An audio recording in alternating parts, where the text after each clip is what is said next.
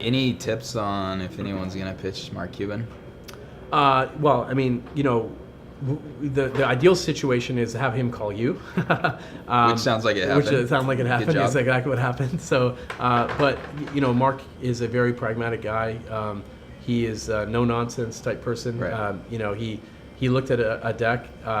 Basically, he emailed me after a CNBC interview and said, esports is great, congratulations. And I emailed him back saying, yeah, thanks a lot. I would have called you, but we're way ahead of where you normally would invest. We're thinking. And he said, yeah, I normally invest in seed, but send me your deck if you want, and I'll take a look. And I sent it to him, and he wrote back, I'm in, just like that, and CC'd his team, and he just moves very quickly. Very obviously the very connected person, Yeah. and he helps us actively sort of with our business, where we need help.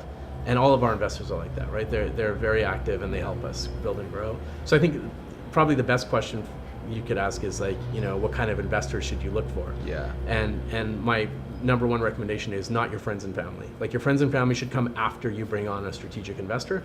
And then once you've done that, then you can create opportunity for your friends and family rather than risk, right? That's a very, very good point. Yeah. Interesting. Yeah. Let's actually stay on that real quick.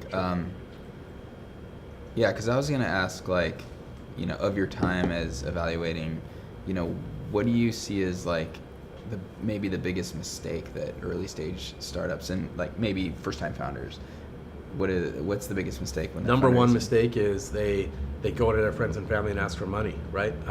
Before they built anything. That's the biggest mistake you could ever do, because you're basically raising money to pay yourself an income so you can so you can do whatever it is that you want to do, right? That's a huge mistake. That's it. Yeah. And I think I've had people, when I was at Microsoft, I used to always get people on the inside asking, I want to go start a company. Will Microsoft invest in it? And I'm thinking, what do you mean? I want to quit my job, and I want to go start a company, but I need investment first. So what do you need investment for? So I can pay myself an income. Well, you're not an entrepreneur. Stay with your job. Trust me, because getting inside of Microsoft with a job is very hard. Yeah. And if you quit your job, you're going to fail. So, stay. Right. So how would you describe an entrepreneur then? Entrepreneur is somebody who has a very high tolerance for risk. Yeah. Risk versus reward.